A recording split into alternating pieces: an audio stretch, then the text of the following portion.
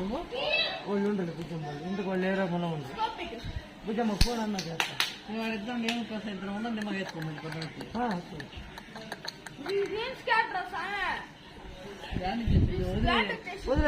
వదిలేసింది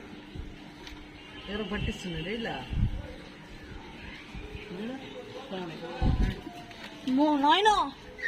గమ్ముకుండాలా